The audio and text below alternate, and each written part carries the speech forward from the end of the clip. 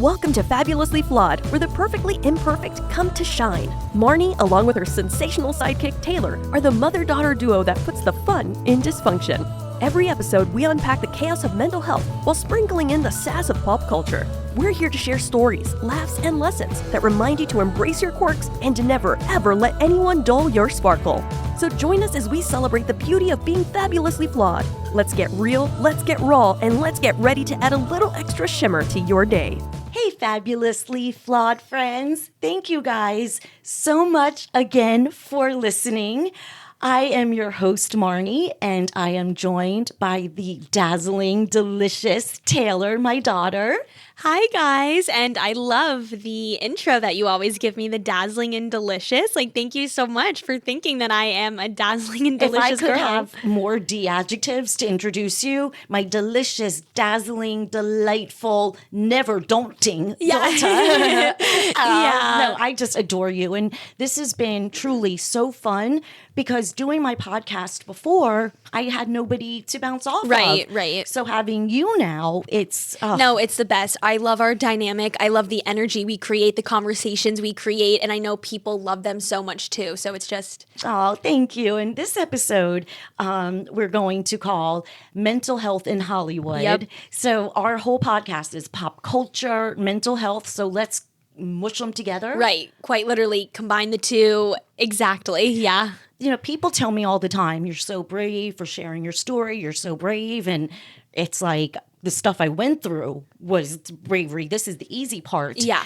But for celebrity, I'm not a celebrity. I'm just one of the real people. But I'll just say, the Fabu of the real people. I don't know, like in my head, I'm a celebrity. But Right. for them to be so open and brave, I am just, it makes me want to talk about it more. I know we've talked about being a Swiftie over 50, but Taylor Swift, I mean, we have a whole bunch more, but her vulnerability on stage and talking about what she went through, and I laid there crying and I was depressed and, throwing herself on the floor and crying. So she opened up a little bit she inspires me. I mean, oh my God. And she's been inspiring people everywhere for 18 years now. I mean, she's just a force of nature. I mean, she is just so incredible. And her vulnerability with the platform that she has, I mean, it just opens up so many conversations and so many doors too and for I so think many people. It helps other people want to talk about their mental health. Oh, for sure. Seeing the biggest superstar in the entire world. I remember I was watching the Today Show maybe 2 years ago, and Michael Phelps was on with his wife, and they created their foundation for mental health. And I mean, women, everybody's like, oh, they're so emotional, they're so emo. But for a dude who was always taught, man up, don't show your feelings, I am obsessed. Suppress those emotions. It's like, God, do the opposite, please. So for a man to come out and speak about it, I mean, Carson Daly, thank you, Carson. I love you. I think it's, you're making me think about men in Hollywood who have come forward about their mental health, and I can't name too many. Women, I have a whole list of, people off the top of my head. Well, yeah, no, of course there's some, but I'm just saying when you compare the ratio of men and women who have come forward to talk about mental health, women trump the men. I mean, there are so many more, which is so sad and shameful because aren't most suicides men? Or I'm going to look up that statistic. There are more men. Yes. That is true. Than one out of, I think, every 11 seconds somebody dies of suicide. And the statistic, I think our Guillermo is going to find that out, our girl Guillermo, in 2 seconds, or whenever she does this, because I do want to mention that statistic talking about that. And because it is more men. Think of the pressure. I mean, yes. We're trying to be an equal society, but more men with work and bills. There's different societal pressures placed on men and women. So, all right, thank you, Bray. She pulled it up. The age-adjusted suicide rate in 2021 was 14.04 per 100,000 individuals. In 2021, men died by suicide 3.9 times more than women. I thought so. Which is, there you go. The conversation around men's mental health is lacking. No, it's lacking. No, look at every mass shooter. Look at everything. They are all men. Yeah. They are all in that same, and I'm not going to talk about it on this episode and really get into how nobody was watching their mental health, but men suffer so much. And for a man, I love that Pete Davidson, for example, with his borderline, he has what I have. And he tells people before he goes out with them, look, I have this. I go from one extreme to another. Yeah. I have this. And he's very open about it. Makes me want to talk about it. When you think about men's mental health, your mind, for me at least, it really only goes to Pete Davidson, maybe a little bit of Justin Bieber, but I mean, think about it too. There's not, I could think of Selena and Taylor and Demi and pop star after pop, Britney, Lady Gaga, Ariana. Literally pop star after pop star, A-lister after A-lister who has come forward about their mental health.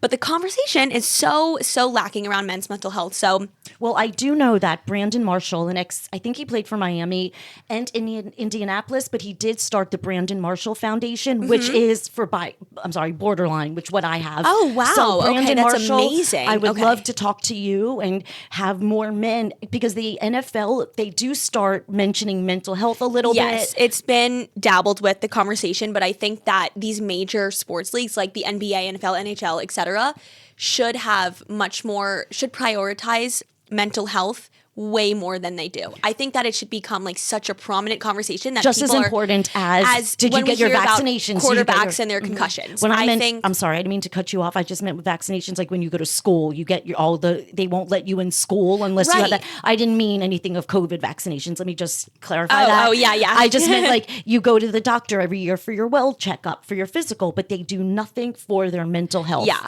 And I just think that, I'm sitting here as we're having this conversation and I'm like, damn, it's so unfortunate that the suicide rate for men is almost 4 times. That's so many, 4 times as high as women. But the conversation around men's mental health is so minimal, zero compared to that of women. And it's like, why is that?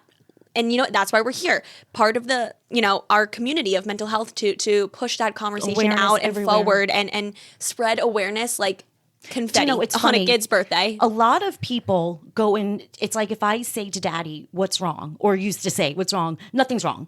But it's okay for a dude to say, you know what? I'm really stressed right now. I'm just I was in the car for too long. It's hot and sexy when a guy cries. Oh. I mean, obviously, it's what's hot and sexy isn't like the circumstances surrounding why they're crying, but the actual act of being vulnerable and emotional and not being afraid to suppress any hard feelings is super hot. And I think I think that makes you more manly, if anything. I know guys are probably in their fragile masculinity, like, oh, crying makes me wimpy. Oh, God, no. God, no. Literally, God, no. Like, complete opposite. Look at every movie when the guy gets tears in his eyes and wants to say something. It's just so, like, daddy is the most handsome when he's telling me what's going on and how he feels. And once we started communicating and understanding each other, game changer. It's more attractive when the guy it comes forward and says, like, I'm sad or I'm upset, I'm anxious, I'm depressed. Like, and, it's like, I want to help you. So, for all of you guys out there listening, like, please don't feel like, I know you may feel like society will judge you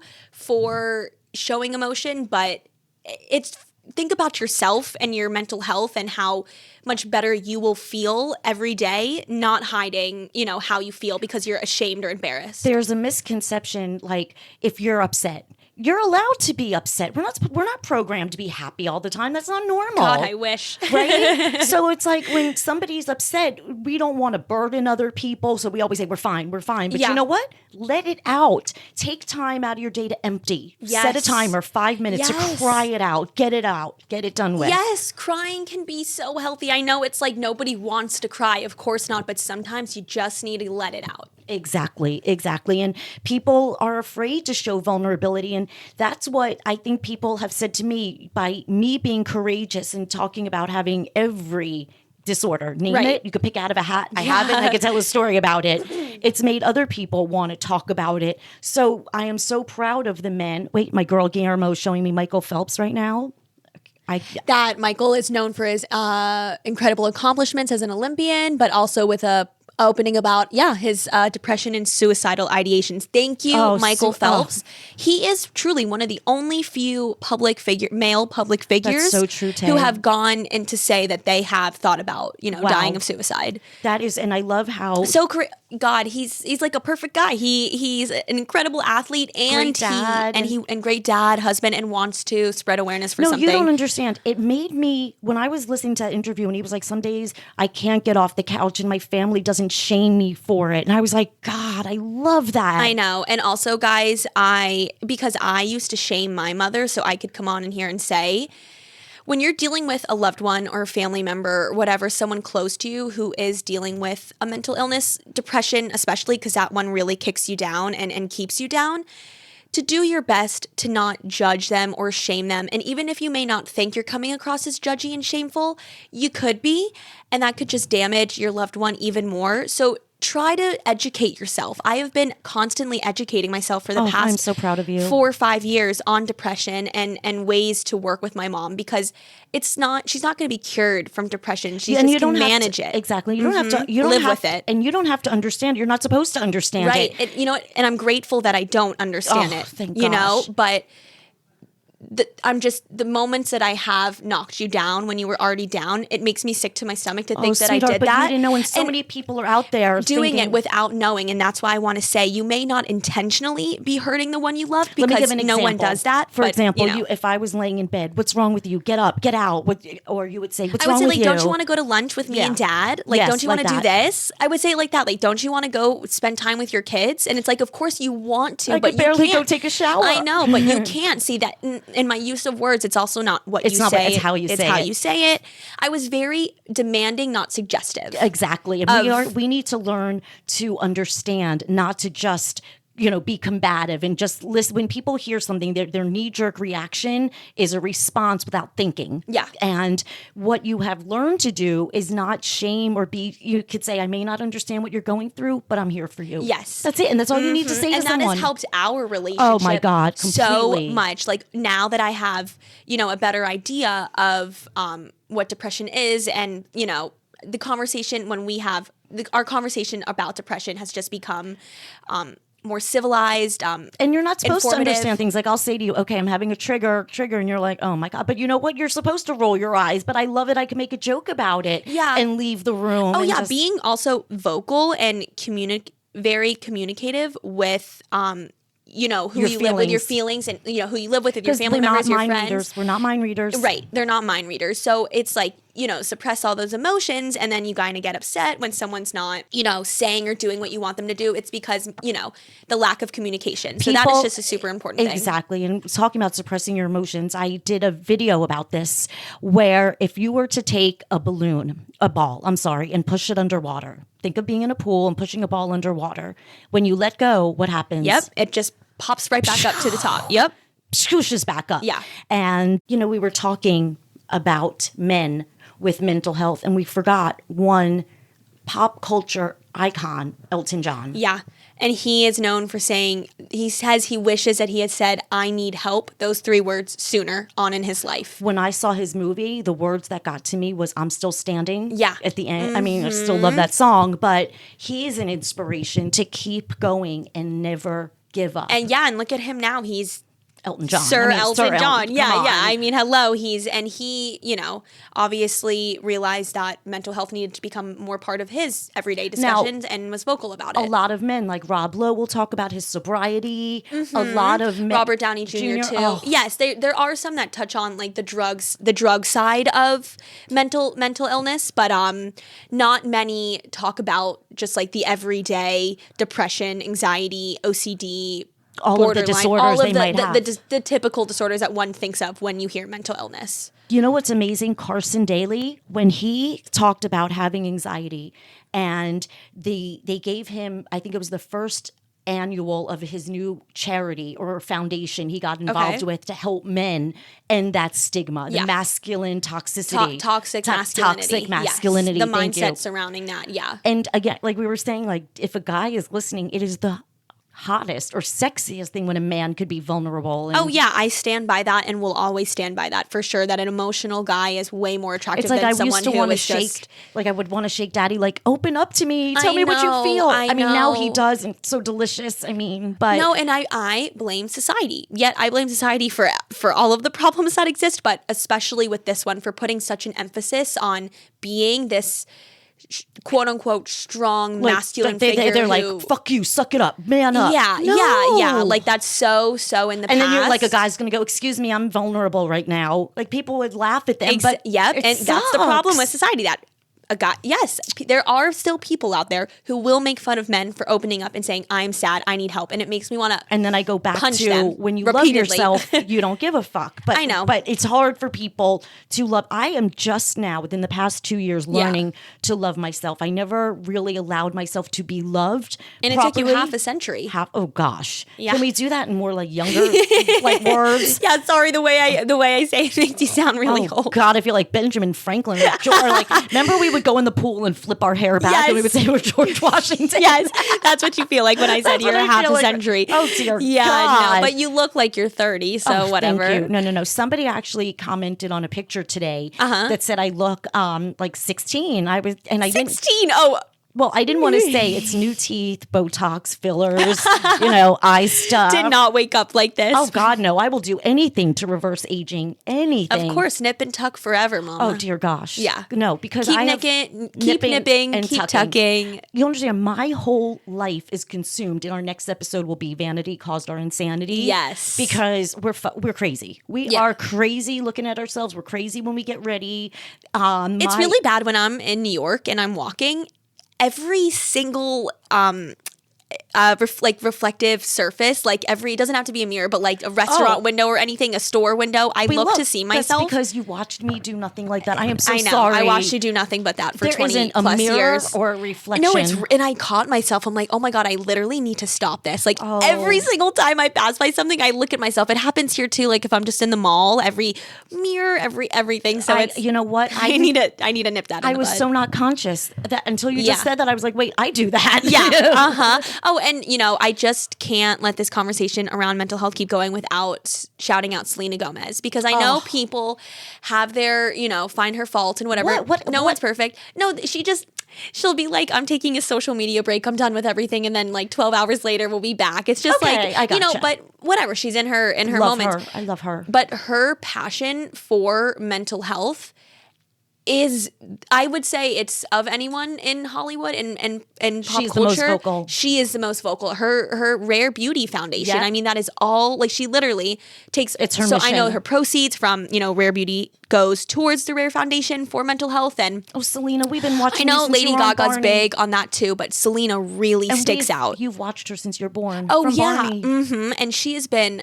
She has I think she's one of the most followed people on Instagram. No. Oh yeah, she's top 3. It's like her, The Rock, Ariana, something like that. But Selena's like literally 1, 2, or 3, like really up there. She has 420 something million followers, more than the Kardashians, more than everyone, whatever. Get out.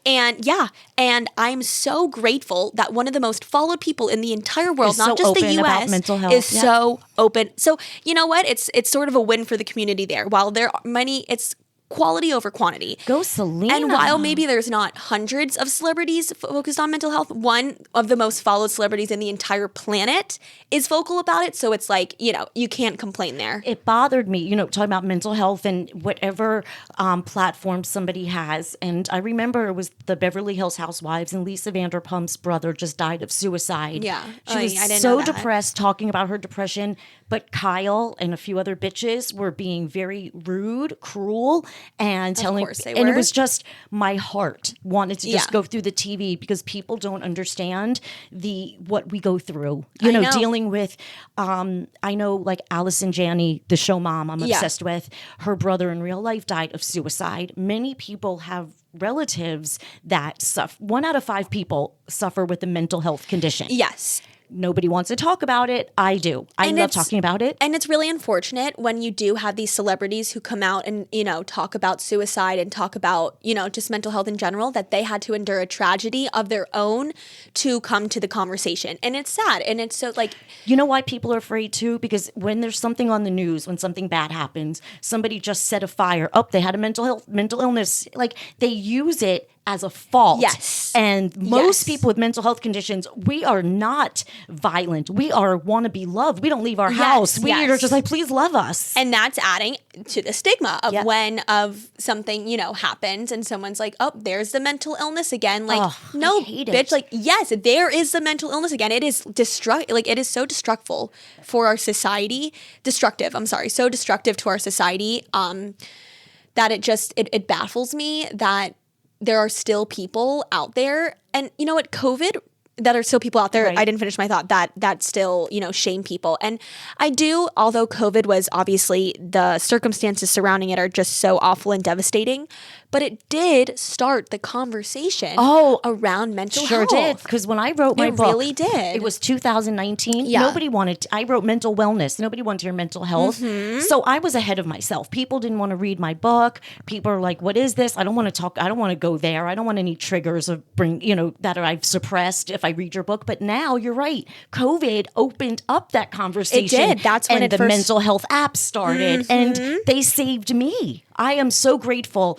As bad as COVID was, I mean, I've been quarantining my whole life. So everybody just joined my world. I was like, drop the groceries off and not have to see me. That's literally my mom's dream life. Yeah. Wear a hat with a mask and nobody could see my face. Love it. Yeah, oh my God. God, it's so funny because people think we're joking, but we're not. Like, that is literally your dream life. Completely my dream. So it was just wonderful when everybody joined me on my quarantining. And but in any event, the amount of mental health open awareness conversations that came out of COVID were wonderful. That's one, what do they say that there's a silver lining on every cloud. Yes. Oh, I have them.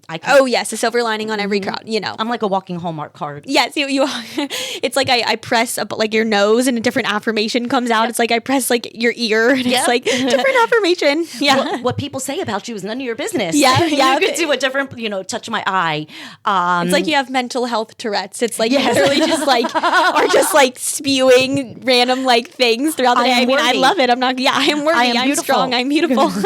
It's but you know what? I rather you, it's been so hard. Go blue in the face by losing breath because you're just shouting from the rooftop so much. I love that. I want to scream so loud I pass out from strength from shouting from the rooftops. Of how, just to love yourself and, Well, it was that lady at Noah's school that said to me, what are you complaining about? And I was like, you fucking bitch. Like, I was in a fetal position in my bathroom crying for days. I only came to this meeting because you wanted it. I know. Privileged. I couldn't even speak. People have no idea, too. And that's also where social media and the social media can be so great, but so toxic. And you see all these people online and you think that they have all these awesome lives. Well, like that New Year's Eve party. Remember when I opened the computer the next day on my age? Oh. So I lived in a neighborhood and somebody was throwing a New Year's Eve party. So the host of the party and another girl from the neighborhood planned it together and everybody invited a friend. So it was like a friend of a friend of a friend. So it was like 6 degrees of everybody from North Miami Beach. So it was New Year's Eve and the next morning I go on Facebook and everyone from the entire neighborhood was there. I remember going, oh my God, I started to cry. Yeah. How pathetic is that, though, that my self-worth was conditioned upon... I disagree with you a little. I think that any human that would see like a whole big party event happening, then they were not included from, would make anyone upset. You could love yourself so much, but it's still that, ouch, damn. I know. It was like, not that only hurts. that, it was like friends of friends of friends. So like everyone was there and it was like, okay, they didn't want me there because I was too shiny and hello, you are so perfect that I actually know what you're saying. Perfectly imperfect, exactly. But I'm so fun and this, and I guess when you have dark people, they don't want the sunlight. But you know what? To kind of piggyback off, you said that's where loving yourself comes in. Not letting yourself stay upset, exactly, is where the self-love comes in, and knowing that like you could be upset for 5 minutes. Of course, anybody would be. Oh my God, of course. But you're giving me a good leadway into our next episode, which is going to be warning signs and risk factors of people that could be potential, thinking of suicide.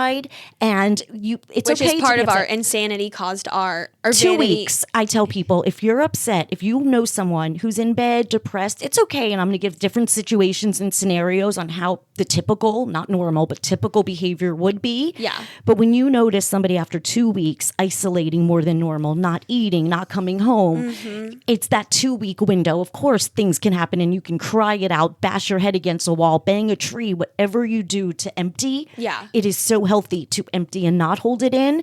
But it just showed me, okay, wait, these aren't my people. And it was just at the time, it was like, my entire little subdivision was there. And it was like, oh my gosh, what's wrong with me? Now I just know I'm too fabulous. Oh, of course they were intimidated by you. Of course, that's haters gonna hate you. That's the only reason they want it. Yes.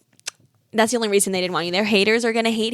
And it's like, let them. People hurt. That's true. Hurt people hurt. Do you know how rude that was now that we're thinking about it? Oh, so rude. That's why I jumped in and was like, I disagree. I think anyone would be upset if they were in your position. That was the same mom who called one of your friends and said, I'm having a birthday party. So the girl goes, invite Taylor. She goes, no, not Taylor. I think you were 10. Yes. Yes. That is a very real and true story. And it is so asinine. But you know what? That's what you get for growing up in the suburbs. Exactly. There are those. Or you know what? When you think people in the suburbs are your intimate besties forever. No, they probably talk. The minute you leave the room, they talk shit about you. Well, this one girl, actually the same girl, when I was friends with her, we were at a party and this girl got up. I guess we're saying girl, we mean women, by the way. Grown woman. This is a grown woman. Somebody got up from the table and she said, oh, what are we going to do about her hair? And I remember at that moment thinking, bitch, what do you say about me when I get up? Uh-huh. And you taught me that if somebody talks shit to you, God knows, they talk shit about you. Let me tell you a story why I don't talk about people. When I was 14 in Aventura, living in Villa Dorado,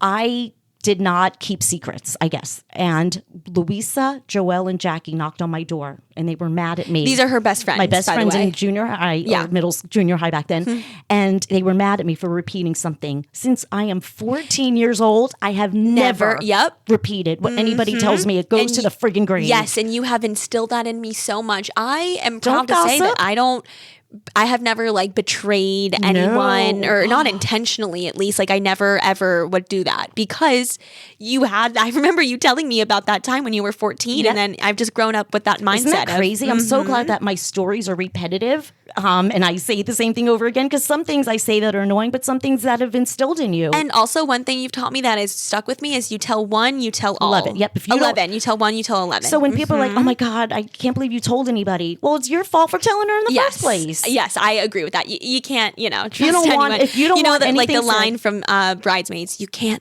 trust anybody. It's Kristen Wiig, and it's just it's funny because it's true. Yeah, you're mad. Okay, I only told 3 people. Bitch, you just told everybody. Yeah, you just told 33 people, not 3. Yeah, but it takes a lifetime. Of course, and life is about making those mistakes and learning from them and growing from them. But I'm glad that we can be here to provide a little guidance to maybe help you avoid certain mistakes in life. Can I just tell you, I don't mean to drift away, but I'm kind of hungry. And I just ate, the other night, we were at TY Park. I want that pizza again. Yes. So Joey's Dough on the Go. No. You don't understand. It is, so we were at this park for this food truck event. Yeah. And we were just really hungry. Like, I guess we didn't eat all day. And it was the most delicious friggin' pizza. Yeah, like insanely good. They can come to any event, any party, any neighborhood. It's just a quick, easy mobile truck. And they will make you very, very happy. I normally don't stop and like talk to people and say, this is so delicious. Yeah. But I was like, I'm giving you a shout out because this is friggin' good. No, amazing. Joey's Dough on the Go. And they can come anywhere in South Florida. They're amazing. Yeah, it's easy. Pizza. Who wouldn't want a pizza coming to you? Yeah, and really good pizza. So just wanted to shout them out for any event you guys are hosting. It could be any sort of celebration. They will be there to help you. I'm so glad you're talking as my stomach is rumbling. Yeah. Like, I am like starving. But it's like Joey's Dough on the Go. Come to us. Exactly. Come on over. For all your South Florida, South Broward needs. Yes. So anyways. No, but they're really sweet. So in any event, they love my stories. So it was very cool as I'm eating and talking. And they were just, so I loved because they were so receptive to me. Yeah. And our store on Etsy, thank you to the people. We are international, Tay. We just got an order from the United Kingdom. I know. We look and we're like, oh my God, someone from the UK like ordered our stuff. Like we are cross border international. I would say we're crossing like border. We're what is that? Oh yeah, we're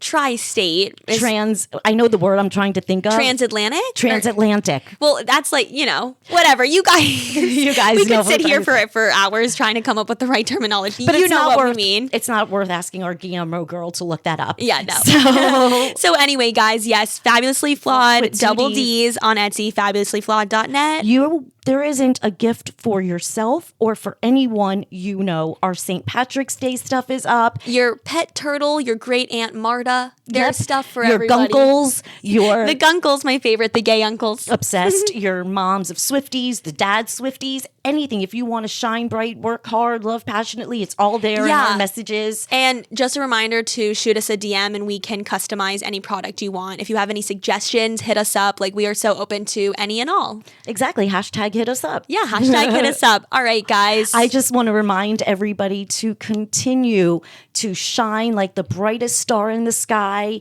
to protect your peace, never let anyone disrupt your peace bubble, never let anyone dull your sparkle. Which is super important. Basically everything my mom just said. I second that. So thank you guys. I just want you to know this has been a milestone. This is our 10th episode. Thank you guys. We made it to double digits. And I'm proud of us. I'm excited for our future. It's so bright, Mama. Yep. I love you so much, my boo-boo. And people are going to watch us filming it because I just got adjusted to talking. So now we're going to transition to video episodes now. It's going to be so fun. I love you stay so tuned much. for that. I love all you guys out there for listening, sending everybody so much love and so much peace. Until next time. Bye, guys. Bye. Thanks for tuning in to another episode of Fabulously Flawed. Remember, we drop new episodes every Tuesday and Thursday, so be sure to subscribe and never miss a moment of this dazzling duo. Craving more sparkle? Head over to fabulouslyflawed.com for exclusive content, episode archives, and more. And don't forget to check out Fabulously Flawed on Etsy for tons of amazing products that are sure to brighten your day. Be sure to follow us on socials to keep the conversation going and become a part of our Fabulously Flawed family. Until then, keep embracing your beautiful imperfections and remember, never let anyone dull your sparkle.